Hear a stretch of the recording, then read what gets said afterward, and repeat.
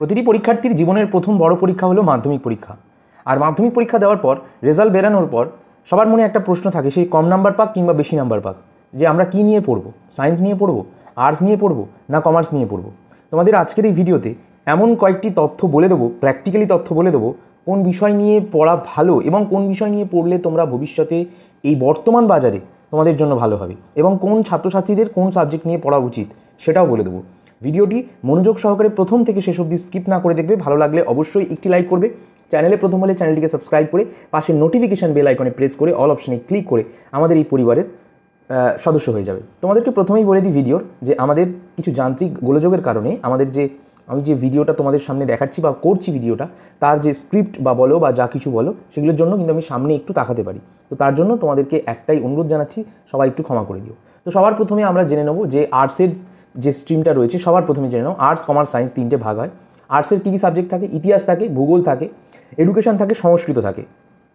আরও একবার বলি, ইতিহাস, ভূগোল, এডুকেশন, সংস্কৃত।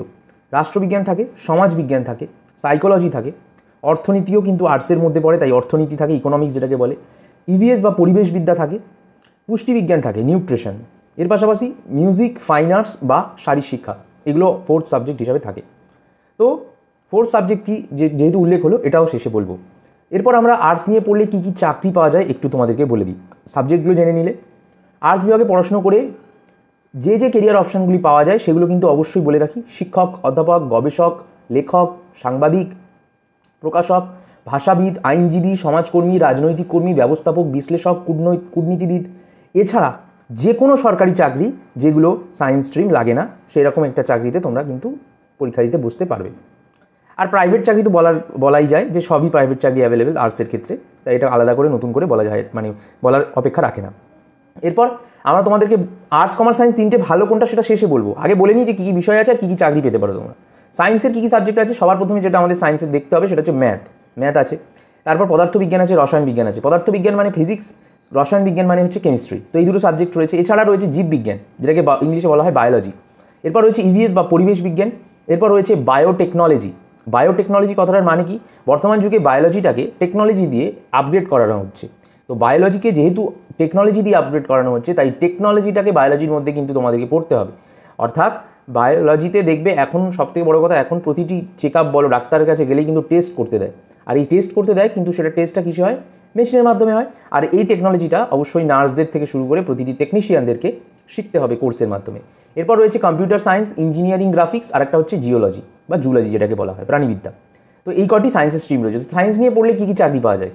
সবচেয়ে বেশি কথা আমি এই স্ট্রিমের ক্ষেত্রে বলবো। সায়েন্স বিভাগে পড়াশোনা করে ডাক্তার, ইঞ্জিনিয়ার ছাড়াও কৃষি গবেষক, পরিসংখ্যানবিদ মানে স্ট্যাটিস্টিশিয়ান, রাসায়নবিদ, তারপর পদার্থবিজ্ঞানী, গণিতবিদ, প্রাণীবিজ্ঞানী, এরপর রয়েছে উদ্ভিদ বিজ্ঞানী, মনোবিজ্ঞানী, পরিবেশ বিজ্ঞানী, ফার্মাসিস্ট হতে পারো, ইত্যাদি আরও অনেক কিছু কিন্তু হওয়া কিন্তু যায়।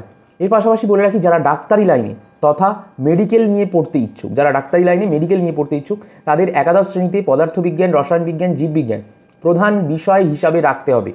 আরও একবার বলি যে যারা মেডিকেল নিয়ে পড়তে চায় তাদের পদার্থবিজ্ঞানও যেমন রাখতে হবে, রসায়ন বিজ্ঞানও যেমন রাখতে হবে, আর জীববিজ্ঞানও রাখতে হবে। মেডিকেল সফলতার জন্য জীবনবিজ্ঞান বিষয়টি খুব ভালো করে 11-12 পড়তে হবে, যেটাকে বায়োলজি বলা হয়। আর মেডিকেল লাইনে পড়াশোনা করে যে কেরিয়ার অপশানগুলি তোমরা পাবে সেগুলো ডাক্তার, ডেন্টিস্ট, ভেটেরিনারি ডক্টর, তারপর Ayurveda doctor, homeopathy, food technology, horticulture, medicine ইত্যাদি। তো আশা করছি তোমাদের পুরোটা ক্লিয়ার হয়ে গেল। আর যারা ইঞ্জিনিয়ারিং লাইনে পড়তে চাও তাদের তোমাদের অবশ্যই পদার্থবিজ্ঞান, রসায়ন বিজ্ঞান আর গণিত এই বিষয়গুলো কিন্তু থাকা আবশ্যক। ইঞ্জিনিয়ারিং পড়ার জন্য পদার্থবিজ্ঞান এবং গণিত বিষয় অবশ্যই কিন্তু দক্ষ হতে হবে, মানে ফিজিক্স আর ম্যাথে কিন্তু ভালো তোমাদের মানে অনুশীলন রাখতে হবে, তবেই তোমরা ইঞ্জিনিয়ারিংয়ের লাইনে যেতে পারবে। তো বিভিন্ন ইঞ্জিনিয়ারিং লাইন রয়েছে। Engineering, chemical engineer, electrical engineer, computer engineer, তারপর নিউক্লিয়ার ইঞ্জিনিয়ার, ইন্ডাস্ট্রিয়াল ইঞ্জিনিয়ার ইত্যাদি কিন্তু বিভিন্ন মানে খালি রয়েছে, মানে পদ রয়েছে। এবারে আসি কমার্সের ক্ষেত্রে আমরা দেখব অ্যাকাউন্টেন্সি, ইকোনমিক্স কিন্তু আর্টসেও রয়েছে, কমার্সেও রয়েছে, বিজনেস স্টাডিজ, গণিত রয়েছে, ম্যাথস এবারে কমার্সে রয়েছে, মানে প্রতিবারই থাকে, এবারেও রয়েছে, ইনফরমেটিক্স প্র্যাকটিসেস, তারপর হচ্ছে ম্যানেজমেন্ট, বিজনেস ফাইন্যান্স, আর একটা হচ্ছে মার্কেটিং। মানে কাইন্ড অফ MBA সাবজেক্টগুলো কমার্সে কিন্তু থাকে, যেটা বিজনেস রিলেটেড যে কোনো সাবজেক্ট কমার্সে কিন্তু থাকে। কমার্স নিয়ে পড়লে কী কী হওয়া যায়?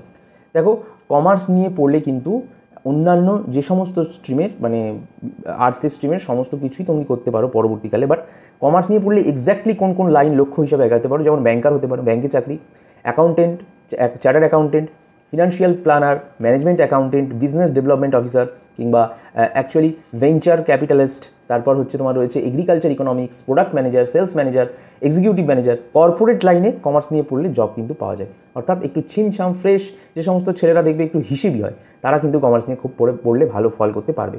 এছাড়াও 3টি বিভাগ ছাড়াও অনেক কোর্স রয়েছে যেগুলো নিয়ে পড়লে সুন্দর ভবিষ্যৎ তৈরি করা যায়। আর তোমাদের সকলকে বলি, এই যা যা কেরিয়ারগুলো আমরা বলছি এগুলো কিন্তু টপ লেভেল কেরিয়ার। এবার তোমরা যদি বলো যে না আমি এই টপ কেরিয়ারগুলোকে ছেড়ে অনেক আদার্স লাইনও রয়েছে সেগুলো করবো, সেগুলোও বলবো। এরপর বলি আইটিআই রয়েছে। তো অনেকে সায়েন্স আর্টস কমার্স তিনটেকে পড়লো না, সে চাইলে আইটিআই করতে পারে। আইটিআইতে সিভিল ইঞ্জিনিয়ারিং করতে পারে, ড্রাফটস অফ মেকানিক্যাল করতে পারে, ইলেকট্রিশিয়ান করতে পারে, অটো ইলেকট্রিশিয়ান করতে পারে, কম্পিউটার হার্ডওয়্যার করতে পারে, ফিটার করতে পারে, টার্নার করতে পারে, তারপর নেটওয়ার্কিংয়ে কাজ করতে পারে। তো আইটিআইও বিভিন্ন লাইন রয়েছে। আর পলিটেকনিকেরও বিভিন্ন কোর্স রয়েছে যেগুলোকে ডিপ্লোমা কোর্স বলে থাকে। অ্যাকচুয়ালি এটা চাকরি পাওয়া যায়, একটু কম মাইনে হয়, but diploma engineering, civil engineering, diploma electrical engineering, biotechnical engineering diploma, communication engineering মানে ডিপ্লোমা, অটোমোবাইল ইঞ্জিনিয়ারিং, তারপর রয়েছে science and computer science and engineering, তারপর রয়েছে মেকানিক্যাল ইঞ্জিনিয়ারিং, তারপরে অ্যারোনটিক্যাল ইঞ্জিনিয়ারিং, এরকম বহু ইঞ্জিনিয়ারিং কোর্স কিন্তু রয়েছে। এছাড়া paramedical, hotel management, housekeeping, hotel operation কোর্সও কিন্তু রয়েছে। তো এবারে বলে দিই যে আর্টস কমার্স সায়েন্স এই তিনটের মধ্যে কোনটা ভালো। তোমরা আমার ভিডিওটা আগে দেখো, স্কিপ না করে ভালো করে দেখো, যারা আর্টস বিষয়টা ভালো লাগছে, যে আর্টসটুকু দেখো, যে কমার্স সায়েন্স এই তিনটের মধ্যে তোমরা পার্থক্য বাঁচো। তো আমি বলে রাখি, অ্যাভারেজ যারা স্টুডেন্ট রয়েছে, যারা 200, 250, 300 এরকমের মধ্যে নাম্বার পেয়েছে, চোখ বন্ধ করে তোমরা কিন্তু আর্টস নাও, চোখ বন্ধ করে আর্টস নাও, অন্য দিকে যেও না। এটা বিভিন্ন অভিজ্ঞ শিক্ষক শিক্ষিকাদের মতামত নিয়েই বলছি, কারণ তোমাদের কিন্তু আর্টসে ভালো রেজাল্ট হবে পরবর্তীকালে এবং তার চান্সেস রয়েছে উচ্চ মাধ্যমিকটাও পাস করতে পারবে। আর এই তিনটে স্ট্রিম বাছার জন্য কোনো বন্ধুবান্ধব এই সাবজেক্ট নিয়েছে সেটা দেখে নিলে, দাদা দিদি এই সাবজেক্ট নিয়েছে সেটা দেখে নিলে, এরকমভাবে কিন্তু বড়দের কথা শুনে ছোটোদের কথা শুনে চুজ করবার প্রয়োজন নেই, দাদা দিদির কথা শুনে চুজ করবার প্রয়োজন নেই। তোমার মধ্যে যে পোটেনশিয়ালিটি রয়েছে সেটা কিন্তু তুমি মাধ্যমিকেই দেখিয়েছো। মাধ্যমিকে যদি তুমি 200, 250, 300 এরকম নাম্বার পেয়ে থাকো, তাহলে তুমি চোখ বন্ধ করে চোখ বুঝে জানবে তুমি আর্টস নেবার যোগ্য। ঠিক তার উপরে 350 থেকে 500-র মধ্যে যারা নাম্বার পেয়েছে তারা, এবার বলবো যে তারা কমার্স নেওয়ার যোগ্য বা সায়েন্স নেওয়ার যোগ্য, এমনটা বলবো না। তারা চাইলে কমার্স নিতে পারো, আর যাদের ইচ্ছে হচ্ছে না তারা আর্টস নিয়ে পড়ো। আর যদি সায়েন্স অ্যাভেলেবেল থাকে, নিতেও ইচ্ছা হয়, তোমরা চাইলে নিতে পারো। অ্যাভারেজ স্টুডেন্ট তোমাদের চলবে। আর যারা একেবারে ভালো মার্কস তুলেছে তাদেরকে যে সায়েন্স নিয়ে পড়তে হবে, ডাক্তার ইঞ্জিনিয়ার হতে হবে এমন কোনো ব্যাপার নেই। তারা চাইলে সায়েন্স নিয়ে পড়তে পারে, না চাইলে কমার্স নিয়ে পড়তে পারে, না চাইলে আর্টস নিয়েও পড়তে পারে। এমন অনেক ছেলে দেখা গিয়েছে যে সায়েন্স নিয়ে পড়ার পর কলেজে গিয়ে কিন্তু বাংলাতে অনার্স করেছে, ইংলিশে অনার্স করেছে, ভালো লাগাটা তাদের সেই সাবজেক্টের প্রতি জন্মেছে। তাই অবশ্যই ভালো লাগা এবং মার্কেটে কোন সাবজেক্টের চাহিদা রয়েছে সেটা তোমার ভালো লাগছে কিনা সেইটা বিচার করার পর তবে তুমি কোনো স্ট্রিম বাছবে। আজকের ভিডিওতে এইটুকুই বোঝানোর ছিল। ভিডিওটা যদি তোমাদের কোথাও কোনো প্রশ্ন থেকে থাকে ভিডিওটা দেখার পরেও অবশ্যই কমেন্ট করতে পারো, সেখানে রিপ্লাই পেয়ে যাবে। আর আশা করছি তোমাদের ক্লিয়ার হয়ে গেছে ভিশনটার লক্ষ্যটা কী হওয়া উচিত। ধন্যবাদ, দেখা হচ্ছে পরের ভিডিওতে।